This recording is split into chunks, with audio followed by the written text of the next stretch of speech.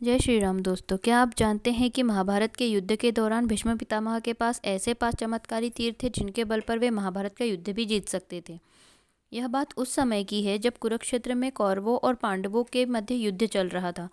पितामह भीष्म कौरवों की ओर से युद्ध लड़ रहे थे, लेकिन कौरवों का सबसे बड़े भाई दुर्योधन को लगता था कि भीष्म पितामह पांडवों को कोई नुकसान नहीं पहुंचाना चाहते।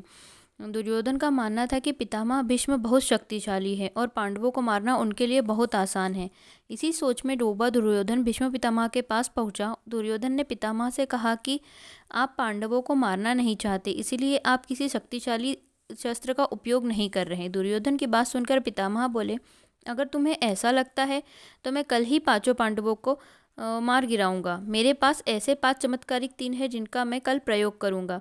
भीष्म पितामह की बात सुनकर दुर्योधन बोला, मुझे आप पर भरोसा नहीं है, इसलिए आप ये 5 चमत्कारी तीर मुझे दे दे, मैं इन्हें अपने पास सुरक्षित रखूंगा। भीष्म ने यह 5 तीर दुर्योधन को दे दिए। दूसरी ओर श्री कृष्ण को इस बात का पता चल गया।